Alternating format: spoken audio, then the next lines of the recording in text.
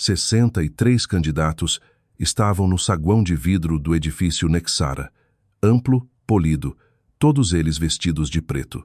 Então a porta girou e Dante Moraes entrou. Camisa amassada, Von Gimp, atrás dele uma menina de 6 anos segurando um coelho de pelúcia branco. As risadas vieram imediatamente. Alguém disse que parecia uma entrega de pré-escola. Dante não se virou. Ele colocou a filha no chão, alisou o cabelo dela uma vez e caminhou para o piso.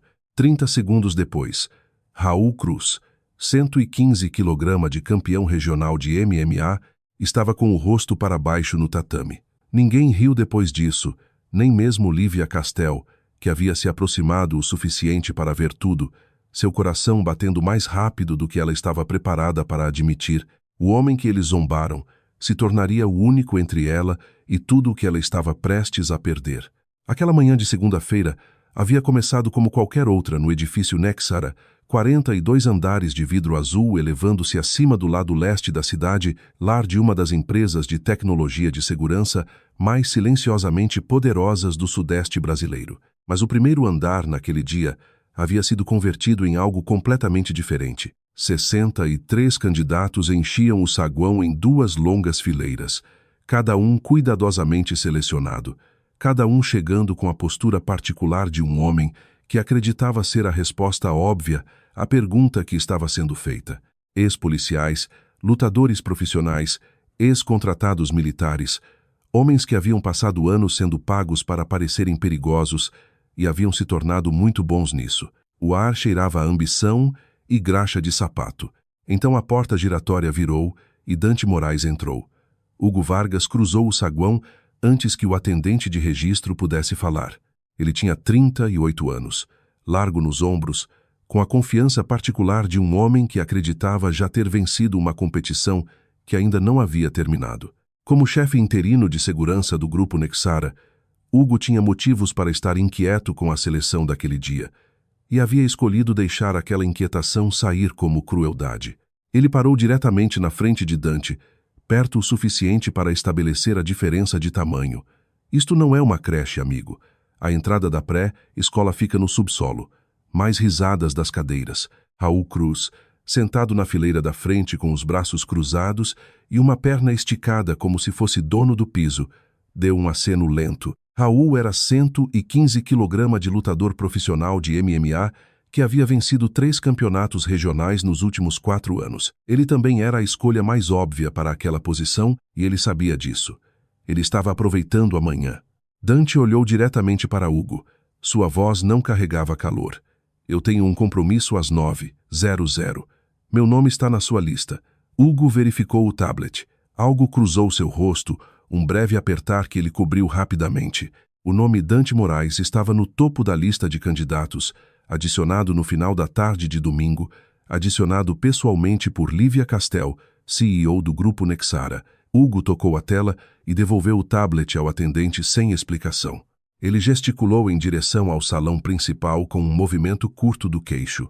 Maia foi escoltada para uma pequena área de espera perto da mesa de recepção, onde um funcionário júnior havia montado livros de colorir e uma mesa baixa. Ela se sentou, colocou o coelho de pelúcia na cadeira ao lado dela, abriu em uma página em branco e começou a desenhar sem dizer uma palavra. Dante caminhou para o salão principal. A primeira rodada não era sobre força, era sobre julgamento. Cada candidato recebeu 3 minutos em uma mesa alta. Um entrevistador, uma lista de perguntas situacionais, sem tempo para ensaiar. Os homens à frente de Dante chegaram com credenciais laminadas, registros de serviço impressos, fotografias emolduradas deles mesmos com clientes notáveis. Um homem havia trazido uma pasta de 12 páginas de espessura. 2 deles começaram com a frase: "Eu venho fazendo isso há 15 anos." Dante chegou à mesa sem nada nas mãos. O entrevistador olhou para cima. Seu currículo? Dante colocou uma única folha de papel branco na mesa.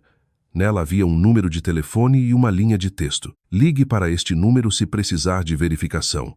O entrevistador estudou aquilo. Hugo Vargas, parado por perto com os braços cruzados, soltou um curto suspiro pelo nariz, o som que uma pessoa faz quando decidiu ser paciente de forma teatral. "Você está falando sério?" Hugo disse. "Muito", Dante disse. A segunda parte da primeira rodada era uma avaliação de resposta. Cada candidato assistia a um vídeo de 90 segundos de um ambiente de ameaça simulado, um espaço de evento lotado, múltiplos atores se movendo no quadro, uma figura principal em primeiro plano e tinha 30 segundos para identificar pontos de perigo e propor um protocolo de resposta. Raul Cruz assistiu ao vídeo, pausou 2 segundos, então identificou 4 das 6 posições de ameaça marcadas. Ele falou claramente e com autoridade. A sala deu a ele uma aprovação silenciosa. Dante assistiu ao vídeo uma vez. Ele ficou com os braços ao lado do corpo e disse: 6 posições marcadas, 2 não marcadas. A zona morta da câmera atrás da coluna 3, no lado esquerdo, dá um ângulo de abordagem não observado de aproximadamente 20 metros, e o homem de jaqueta verde mudou a posição da mão 3 vezes desde o início do vídeo. Ele está carregando algo que ainda não decidiu usar. A sala ficou quieta por 2 segundos. Hugo disse: palpite de sorte.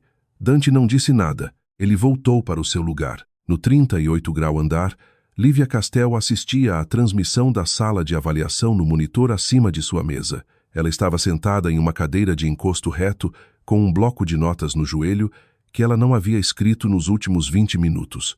Sua assistente, Clara Mendes, estava parada perto da porta. Ele não parece o tipo usual. Clara disse com cuidado. Não, Lívia disse. Ele não parece. 3 semanas antes, um envelope sem marcação havia chegado à mesa de Lívia. Dentro havia um documento de 12 páginas, um resumo detalhado de um tal Dante Moraes, registro de serviço, avaliação de habilidades, perfil pessoal, sem nome do remetente, sem endereço de retorno. No final da última página, uma única frase digitada. Ela vai precisar dele. Lívia havia verificado o número do remetente. Ela ainda não havia recebido um nome em retorno. No monitor, Dante estava sentado em sua cadeira com a mesma expressão que tinha desde que entrara. Não entediado, não fingindo paciência, simplesmente presente. Lívia bateu a caneta uma vez contra o bloco de notas. Então ela a colocou para baixo. Quando o chaveamento para a rodada física foi afixado no quadro no salão principal, a sala leu com a atenção focada de homens que entendiam o que aquilo significava. A maioria dos confrontos era razoavelmente equilibrada. Um não era. Hugo Vargas havia agendado Dante Moraes contra Raul Cruz. Não foi um acidente. Hugo havia montado o chaveamento ele mesmo naquela manhã e havia colocado o confronto com a satisfação particular de um homem que acreditava estar resolvendo um problema.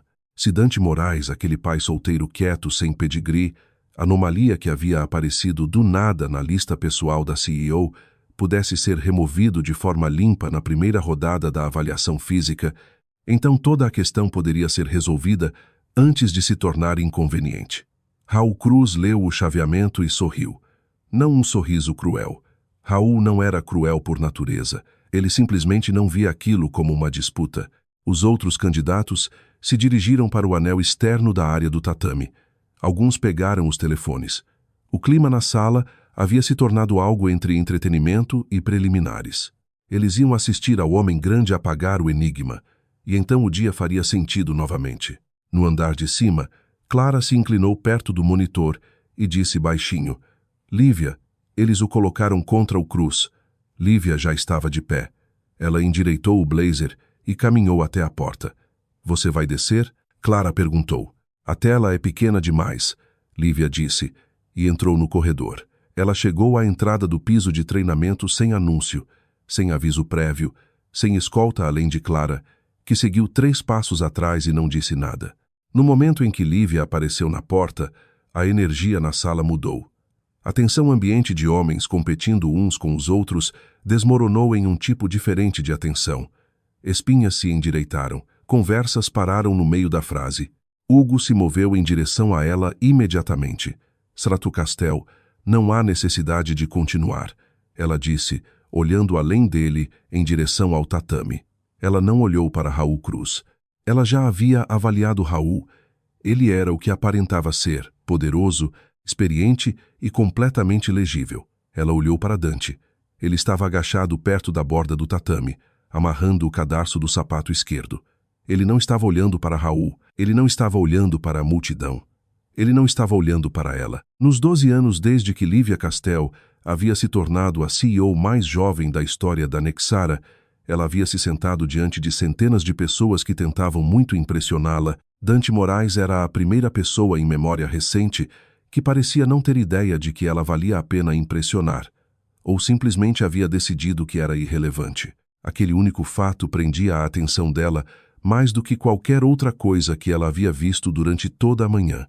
Raul Cruz rolou o pescoço, pisou no tatame e olhou para baixo para Dante com algo que se aproximava de generosidade. Tem certeza de que não quer dar sua vaga para o próximo cara? Uma onda baixa de risadas percorreu a sala. Dante terminou de amarrar o cadarço. Ele se levantou. Ele não respondeu a Raul. Ele não olhou para a multidão. Ele pisou no tatame e se virou para encarar o centro dele, com a calma de um homem que já havia decidido o que estava prestes a acontecer e achava a decisão desimportante. Na área de recepção no final do corredor, Maia havia parado de colorir. Ela estava olhando pela janela estreita na parede, assistindo sem subir da cadeira. A jovem funcionária ao lado dela olhou entre a menina e o tatame. Seu pai é forte? A mulher perguntou. Maia segurou o coelho de pelúcia um pouco mais apertado. Ele não perde, ela disse. Mas ele nunca diz isso ele mesmo. O árbitro levantou a mão. A sala prendeu a respiração. O cronômetro começou. Raul Cruz avançou imediatamente, sem hesitação, sem finta de aquecimento. Ele havia terminado 4 confrontos já naquela manhã. Todos em menos de 40 segundos. Todos com a mesma sequência. Fechar a distância, estabelecer a pegada, controlar o peso. Havia funcionado perfeitamente todas as vezes. Ele aplicou agora com a confiança de um homem, repetindo uma equação comprovada. Dante recuou, não se debatendo, um passo preciso, deslocando seu peso para a borda externa do pé esquerdo de uma forma que redirecionou o ângulo de abordagem de Raul em aproximadamente 6 graus. Mal era visível. Era também a razão pela qual a pegada de Raul se fechou no ar em vez do ombro. A sala não entendeu o que havia acontecido. Raul se recuperou e veio novamente. No 9º segundo, Lívia havia parado de respirar no ritmo normal. Ela estava observando os olhos de Dante.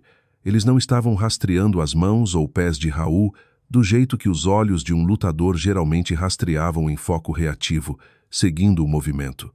Eles estavam parados. Ele estava lendo algo mais profundo. Alguma sequência de informação que vivia abaixo do nível do movimento individual. Raul atacou novamente. Uma terceira vez. Cada vez Dante lhe dava algo, uma fração de abertura, um meio passo de aparente vulnerabilidade. E cada vez, o segmento não encontrava nada ali. A mão direita de Lívia encontrou o batente da porta em algum momento sem que ela notasse. No 17 graus segundo, os olhos de Dante mudaram. Uma contração menor, mal perceptível. Ele havia visto o que precisava ver. Ele havia passado 16 segundos sem lutar contra Raul Cruz. Ele havia passado 16 segundos aprendendo ele. No 18 graus segundo, Dante avançou em vez de recuar. O que se seguiu aconteceu rápido demais para a maioria da sala rastrear com clareza. Um braço controlou o cotovelo de Raul na articulação. O outro fez um pequeno ajuste decisivo em seu centro de gravidade. Não um arremesso no sentido tradicional, mas um redirecionamento tão preciso que o próprio impulso de Raul se tornou o mecanismo de sua descida. A técnica não era MMA, não era boxe, não era nada que a sala pudesse nomear confortavelmente. Raul Cruz, 115 kg, 3 títulos regionais, 4 vitórias seguidas naquela manhã, bateu no tatame com o rosto para baixo e não se moveu. Tempo total 27 segundos. Ninguém falou. Dante soltou a pegada, recuou e ficou de pé. Sua respiração estava inalterada. Ele virou as mãos brevemente, uma verificação mecânica, nada mais, e saiu do tatame. Hugo Vargas estava segurando uma folha de papel. Ele não parecia consciente de que ela havia caído de sua mão, até que fez um pequeno som contra o chão. Os telefones que haviam sido erguidos para capturar o que seus donos haviam assumido ser uma humilhação curta e decisiva ainda estavam gravando. Ninguém havia pensado em pará-los. Maia apareceu na porta, tendo deslizado da cadeira no momento em que ouviu silêncio em vez de barulho. Ela cruzou o piso até Dante, com a urgência focada de uma menina de 6 anos em uma missão. Pai, você terminou? Dante se agachou até o nível dela. Ele olhou para o rosto dela por um momento com a atenção cuidadosa que dava a tudo. Tudo terminado, ele disse. Devemos ir encontrar um suco de laranja para você? Maya considerou aquilo seriamente. Com gelo? Com gelo, ele disse. Ele se levantou, pegou a mão dela e caminhou em direção à saída do corredor. Atrás dele, Raul Cruz estava sendo ajudado a se levantar por 2 outros candidatos que faziam o melhor para parecerem como se tivessem esperado aquele resultado. Lívia Castel estava na porta. Sua mão caiu do batente. Ela se virou e caminhou de volta em direção ao elevador sem uma palavra. Clara caiu no passo ao lado dela, e pelo comprimento do corredor, nenhuma das duas disse nada. Então Clara disse, muito baixinho. A respiração dele não mudou. Eu sei, Lívia disse. Ela apertou o botão do elevador. As portas se abriram. Ela entrou, e em algum lugar entre o térreo e o 38 grau, ela reconheceu para si mesma como uma observação privada e puramente operacional que não havia assistido a uma única outra pessoa naquela sala nos últimos 7 minutos. Ela o chamou para cima antes que o chaveamento terminasse. Os outros 62 candidatos ainda esperavam no salão principal quando Clara apareceu na porta e pediu que Dante Moraes a seguisse. Alguns deles trocaram olhares. Hugo Vargas endireitou o blazer e abriu a boca. Mas Clara já havia se virado para o elevador, e Dante estava seguindo, e Maya estava ao lado dele com o coelho de pelúcia enfiado sob o braço, e nada daquilo havia sido submetido para aprovação. O 38 grau andar estava quieto do jeito que edifícios caros eram quietos, não silencioso, mas deliberadamente não perturbado. O escritório de Lívia ocupava o canto nordeste com janelas do chão ao teto que devolviam a cidade em seções retangulares limpas. Livros eram organizados por cor da lombada. Sua mesa tinha exatamente 3 itens: um monitor, um bloco de notas e um copo de água. Nada decorativo, nada pessoal. Maya entrou, parou e olhou ao redor com o foco avaliativo de uma criança que levava ambientes a sério. É bonito aqui, ela disse, mas não tem plantas. Lívia, que havia estado observando Dante de trás de sua mesa, olhou para a menina. Um momento passou. Eu sei, ela disse. Então ela olhou de volta para Dante e a conversa sobre plantas terminou. Embora algo sobre aquilo tenha ficado na sala, ela deslizou uma pasta pela mesa. Sente-se. Ele se sentou. Maya se acomodou na cadeira ao lado dele, abriu um pequeno caderno do bolso do casaco e começou a desenhar sem ser pedida. Lívia perguntou sobre a técnica no tatame. Ele disse que vinha de treinamento específico em ambientes específicos. Ele não elaborou. Ela perguntou sobre o registro de serviço dele. Ele disse que estava na pasta que ela já havia revisado. Ela perguntou quem havia enviado o documento de 12 páginas com o nome dele. Ele olhou para a pasta na mesa dela. Por 2 segundos, algo se moveu atrás dos olhos dele. Um reconhecimento, um cálculo, e então um assentamento deliberado. Eu não sei, ele disse. Ela o observou. Ele estava dizendo a verdade. Aquela era a parte que mais a incomodava. Qual salário você está pedindo? Ela disse finalmente.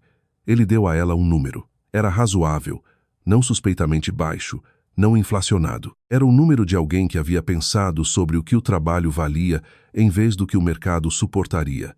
Ela assinou o contrato sem renegociar. No térreo, Hugo Vargas recebeu a notícia no telefone. Ele ficou no corredor do lado de fora do salão principal, olhou para a tela por um longo momento e então ligou para um número que não aparecia no diretório da empresa Nexara. A chamada durou 40 segundos. Depois ele colocou o telefone no bolso, alisou a frente do blazer e voltou para dentro para concluir o resto da seleção como se nada tivesse acontecido. Os primeiros 7 dias, Dante trabalhou como uma sombra. Ele ficava exatamente um passo atrás de Lívia, não 2, não ao lado dela, um passo.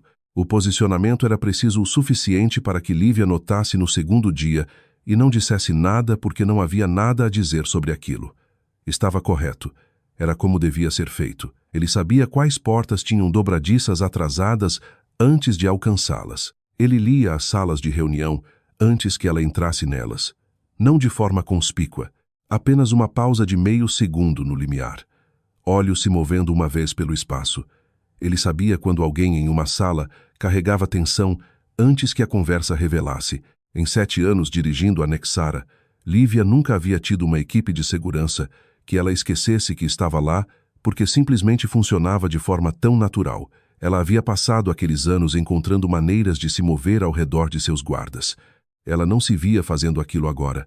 Ela também notou que ele não olhava para ela do jeito que as pessoas geralmente olhavam para ela. A voltagem particular que ocorria quando alguém estava consciente de estar perto de uma CEO, aquela energia de desempenho de baixo grau, o ligeiro superposicionamento do corpo em direção ao poder, estava ausente nele.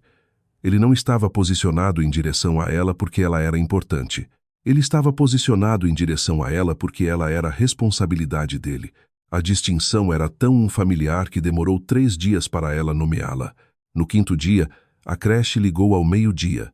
A babá habitual da tarde de Maia tinha uma emergência familiar e não podia pegá-la. Dante veio até a porta do escritório de Lívia e falou brevemente com Clara. Então Clara entrou e contou a Lívia o que havia acontecido, enquadrando como uma complicação logística que exigia a ausência dele pela tarde. Lívia disse, "Traga ela aqui." Clara pausou. Lívia já havia se virado de volta para a tela. Maia chegou 45 minutos depois com sua mochila e seu kit de colorir. Ela disse olá para Lívia, colocou o coelho de pelúcia no canto do sofá da sala de espera e se sentou com seus materiais e trabalhou quietamente pela totalidade da tarde sem interrupção. Às 16h30, ela caminhou até a porta aberta do escritório de Lívia e estendeu um pedaço de papel dobrado. Lívia abriu. Era um desenho em giz de cera, 3 figuras na frente de uma casa. Uma figura alta com linhas escuras para um blazer. Uma figura com cabelo longo e um vestido cinza. Uma figura pequena segurando algo branco e redondo, que presumivelmente era o coelho de pelúcia. Na frente da casa, havia uma árvore com folhas verdes e o que pareciam maçãs, ou possivelmente enfeites. O céu era amarelo. Lívia olhou para aquilo por um longo tempo. Ela dobrou com cuidado e abriu a gaveta superior esquerda de sua mesa e colocou lá dentro. Ela não colocou na lixeira de reciclagem embaixo da mesa, que era onde o papel sem relevância operacional ia. Aquela noite, Lívia recebeu um e-mail de um endereço anônimo. A mensagem tinha 9 palavras. Você está sendo vendida e ainda não sabe. Anexado estava uma captura de tela de uma cláusula de um contrato que ela havia assinado 6 meses antes, um acordo de framework de fusão com a Vantage Tech liderado por Isaac Torres. A cláusula tinha um pequeno marcador de sessão no final, sessão 9. Ela ligou para sua equipe jurídica. Seu advogado de contratos principal não atendeu. A assistente dele ligou de volta 40 minutos depois com uma explicação que parecia cuidadosamente construída. Lívia ficou sentada à mesa depois da chamada e olhou para a declaração de missão emoldurada na parede do outro lado sem vê-la. Dante estava parado perto da janela. Ele havia estado lá desde que ela terminara a chamada. Ela disse, "Você sabe alguma coisa sobre isso?" Ele disse, "Ainda não o suficiente, mas estou olhando." O jantar com Isaac Torres foi arranjado para a noite de quinta-feira em um restaurante no 40º andar do Hotel Meridian, o tipo de lugar onde a iluminação era projetada para fazer pessoas poderosas parecerem confortáveis. Torres tinha 62 anos. Ele tinha a benevolência polida de homens que haviam aprendido que parecer inofensivo era uma estratégia mais eficaz do que parecer forte. Ele se levantou quando Lívia chegou, expressou prazer que soava genuíno e pediu uma garrafa de vinho de uma lista que custava mais do que o aluguel mensal da maioria das pessoas. Ele reconheceu Dante com um olhar breve, o olhar particular de um homem que havia acabado de completar uma avaliação precisa e achado que valia notar. A refeição passou por suas etapas iniciais com a qualidade de performance de 2 negociadoras habilidosas que haviam concordado em aproveitar o teatro da coisa. Torres falou sobre a parceria com a Vantage. Ele usou palavras como sinergia e família sem constrangimento. Ele mencionou 3 das iniciativas de Lívia pelo nome de formas que mostravam que havia feito a pesquisa. Então, durante o prato principal, ele disse as palavras como se não estivessem carregadas. Os benchmarks do 4º trimestre, é claro, serão um momento natural de alinhamento dado à sessão 9. Lívia colocou o garfo para baixo, com um movimento cuidadoso de alguém que não permite que as mãos expressem o que o rosto não vai. Por dentro, algo caiu e continuou caindo. Ela disse, "É claro." Torres sorriu com o calor de um homem que acreditava já ter vencido. Quero ser claro, Lívia. Não sou um adversário. Sou simplesmente pragmático.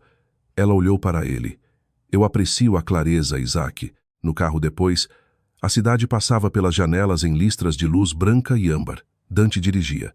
Nenhum dos dois falou pelos primeiros 20 minutos. Então Lívia disse, você leu o contrato antes de aceitar este emprego? Primeira manhã, Dante disse. Seção 9, seção 14 e apêndice C. Uma pausa. Ela olhou para o reflexo dele no espelho retrovisor. Por que você leria meus contratos? Eu não posso proteger você se não entender o terreno onde você está pisando. Ela o observou no espelho. Ele estava olhando para a estrada. Sua mandíbula tinha uma linha de tensão que não havia estado lá durante o jantar, o que significava que ele havia estado performando calma naquele restaurante do jeito que ela havia, e ela não havia notado até agora. Aquela realização se assentou no peito dela e ficou lá. 3 noites depois, o registro de segurança do nível de estacionamento subterrâneo da Nexara mostrou uma lacuna de 11 minutos, sem filmagem, sem código de erro explicando a lacuna, apenas a lacuna em si, que era tecnicamente impossível sob o sistema atual, a menos que a lacuna tivesse sido criada por alguém que entendesse o sistema bem o suficiente para editá-lo. Dante encontrou durante sua revisão padrão de fim de dia. Ele não reportou imediatamente. Ele fez uma cópia do registro, fechou o original e ficou sentado por um longo tempo no escritório de segurança no 2º andar, olhando para a janela de 11 minutos.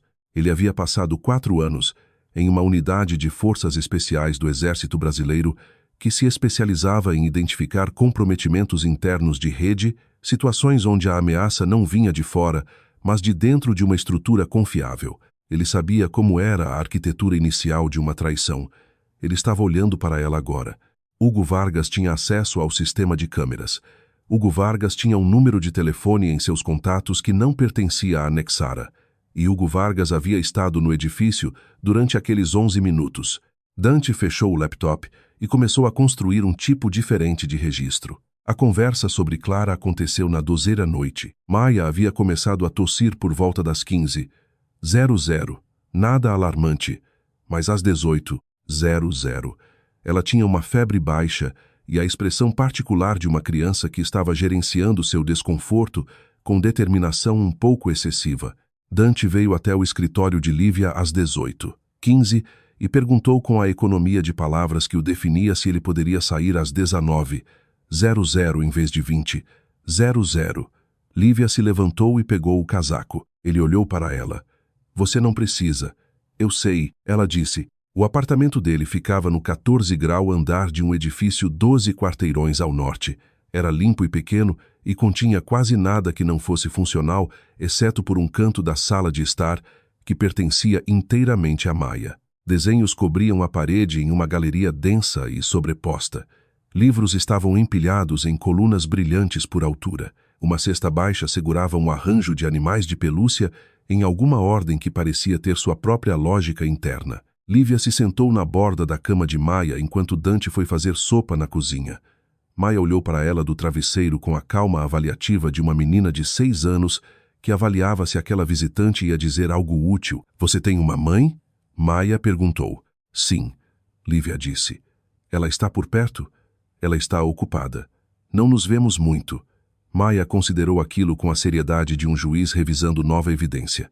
Meu pai também é ocupado, ela disse, mas ele sempre está aqui. Mais tarde, depois que Maia estava dormindo e as tigelas de sopa haviam sido lavadas, eles se sentaram à mesa da cozinha com 2 xícaras de chá. O edifício fazia seus sons noturnos. A cidade pressionava sua luz contra o vidro da janela. Lívia perguntou sobre a mãe de Maia. Dante ficou quieto por tempo suficiente para que ela se perguntasse se havia perguntado algo que não devia. Então ele virou a xícara uma vez nas mãos e disse que o nome dela era Clara, que ela havia sido morta em um acidente de carro 3 anos atrás quando Maia tinha 3, que ele havia estado em uma missão quando o chamado veio, que ele havia estado em um transporte para casa em 6 horas e fora de serviço em 60 dias, e que não havia voltado. Ele disse tudo aquilo do jeito que fazia a maioria das coisas, diretamente, sem ornamentação, sem pedir uma resposta particular. Lívia não ofereceu simpatia no arranjo padrão de palavras.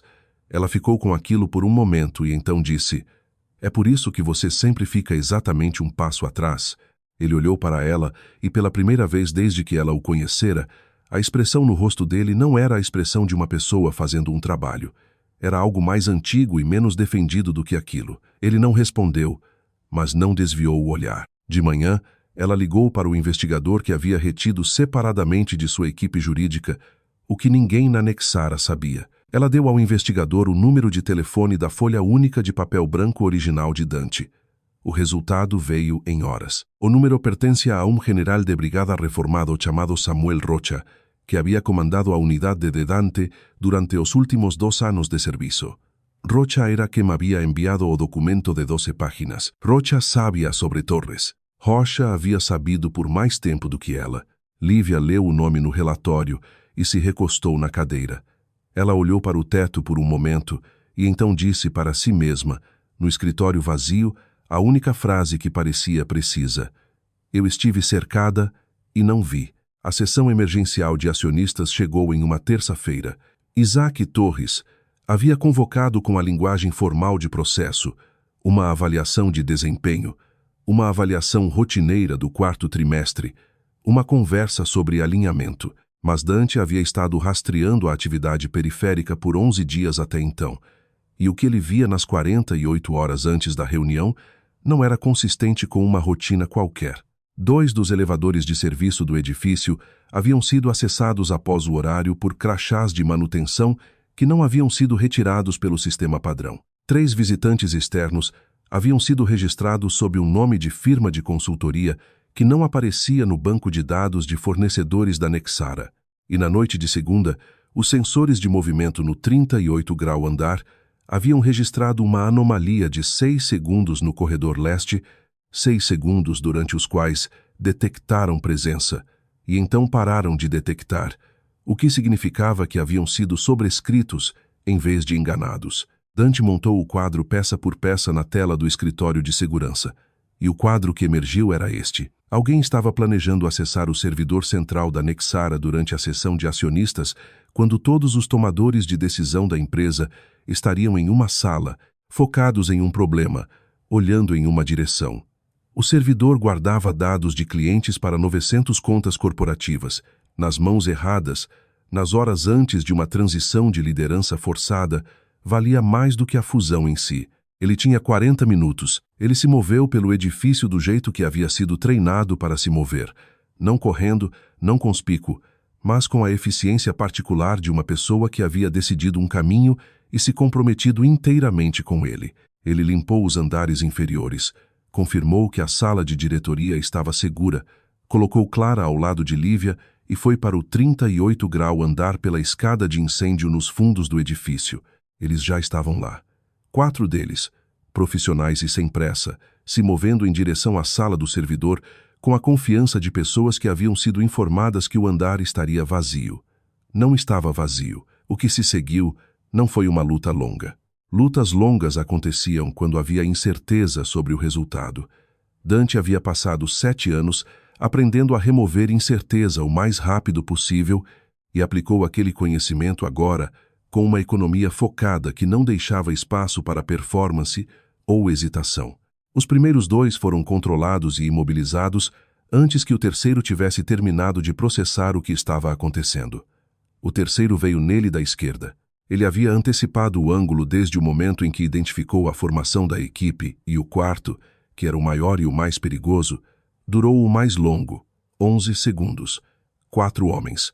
Hugo Vargas apareceu do corredor leste com uma arma de fogo e a expressão plana de um homem que havia chegado à parte do plano que havia ensaiado.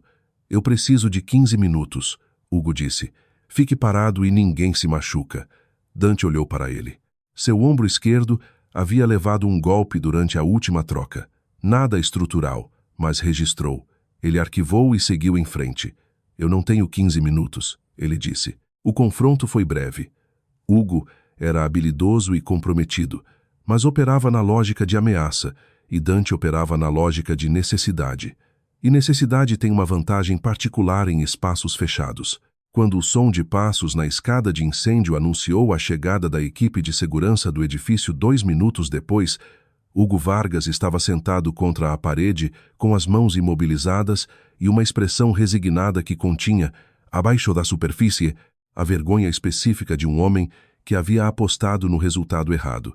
No térreo, na sala de diretoria, Lívia Castel estava sentada à cabeceira da mesa com 31 acionistas e um Isaac Torres arranjados na frente dela. Ela havia recebido a atualização de Clara 60 segundos antes, através de um fone de ouvido. Ela havia absorvido, processado e devolvido seu rosto à configuração baseline. Torres havia estado falando. Ela deixou ele terminar a frase. Então ela disse: "Esta sessão precisará ser adiada. Os motivos serão explicados pela polícia nos próximos minutos." Ela deixou um batimento passar e então olhou para Torres com o foco direto de alguém que havia terminado de ser diplomática. A seção 9 também será contestada sob a cláusula 22B, que prevê nulificação em casos de fraude documentada de parceiro. Eu tenho a documentação. Torres ficou muito parado. Eu venho construindo o arquivo, ela disse, há 8 dias. O hospital não era onde Dante havia pretendido terminar sua terça-feira. Ele recusou a primeira ambulância com a mesma energia que aplicava à maioria das coisas que não precisava. Lívia o encontrou no saguão do edifício Nexara, enquanto a polícia completava o processamento inicial da cena. Olhou para o ombro esquerdo dele e o estado da camisa dele, e disse simplesmente: "Eu dirijo." Ele começou a dizer algo. Ela ergueu as chaves. Na mesa de triagem de emergência, ela deu o nome dele e informações de seguro de memória. Ela havia revisado todos os arquivos de pessoal no fim de semana seguinte à contratação dele, um fato que não havia mencionado a ele. A enfermeira de triagem olhou para ela, e então para Dante, e então de volta para ela com uma ausência diplomática de suposição. Na sala de exame, enquanto esperavam pelo médico atendente, Lívia pegou a gaze da prateleira de suprimentos e começou a trabalhar no corte no antebraço dele. Ela fez aquilo sem pedir permissão, o que ele achou notável. "Você sabe fazer isso?" Ele disse. "Não," ela disse, "mas eu aprendo rápido." Ele a observou trabalhar por um momento e não disse nada mais. Maia chegou 35 minutos depois na companhia de Clara, que havia ligado para a babá e então dirigido até lá quando a babá não atendia. A menina veio pela porta com o coelho de pelúcia sob um braço e cobriu a distância entre a porta e a cama do pai em aproximadamente 4 passos. Ela segurou a mão dele por um momento sem falar, o que contou a Dante mais sobre o que ela havia sentido no caminho do que qualquer palavra teria. Então Maia olhou para Lívia com a avaliação cuidadosa que aplicava a perguntas que importavam. "Acerta. Castel é o motivo de o papai ter se machucado?" Ela perguntou. Dante disse: "Não. O papai se machucou por causa do que o trabalho precisava que ele fizesse." Maia considerou aquilo. O raciocínio era aceitável. Ela se virou de volta para Lívia, e o que quer que tenha encontrado no rosto da mulher pareceu satisfazer alguma pergunta adicional que ela não havia falado em voz alta. "Você pode ficar?" Maia perguntou. "Eu não quero que o papai fique sozinho quando está machucado." Lívia olhou para Dante. Ele estava olhando para a parede acima da cama com a atenção focada de alguém que havia decidido estudar a tinta com muito cuidado. Ela puxou a cadeira ao lado da cama mais perto da parede e se sentou. "Tudo bem," ela disse. Às 23h00 da noite, o corredor estava em sua maior parte quieto. Maia estava dormindo no banco da sala de espera na parede oposta, sua cabeça descansando no blazer de Lívia, o coelho de pelúcia encaixado no espaço entre seu queixo e seu peito. Lívia sentou sem se mover, sua mão descansando levemente na borda do banco perto do ombro da menina. Dante estava de pé na porta da sala de exame, liberado para alta, mas ainda não ido. Seu ombro havia sido devidamente enfaixado. Ele estava usando uma camisa limpa que Clara havia buscado do apartamento dele, junto com as coisas de Maia. Ele ficou na porta e observou as duas na luz amarela do corredor e não falou por um longo tempo. Lívia olhou para cima. Nenhum dos dois disse nada. A cidade corria suas frequências usuais do lado de fora da janela no final do corredor, sirenes à distância, o harmônico baixo do tráfego, o ruído anônimo de um lugar que não diminuía para emergências comuns. Dante caminhou de volta para dentro e se sentou na borda do banco do outro lado de Maia, para que a menina ficasse entre eles com o coelho de pelúcia ocupando o centro lógico. Depois de um tempo, Lívia disse baixinho. Maia adicionou ao desenho. Ele esperou. O que ela me deu na semana passada, ela disse. Eu tinha na minha mesa. Ela veio hoje de manhã, antes de eu chegar, e adicionou algo. O que ela adicionou? Uma árvore, Lívia disse, na frente da casa. Dante ficou quieto. A luz do corredor fazia um som baixo e uniforme acima deles. Maia respirava no ritmo lento e uniforme de uma criança que confiava inteiramente e sem condição que o mundo ao redor dela estava seguro. Pela primeira vez em todo o comprimento daquele longo e quebrado dia, pela primeira vez, talvez, em um bom tempo mais longo do que aquilo, o canto da boca de Dante Moraes se moveu. Era pequeno, era quieto, era inconfundivelmente um começo.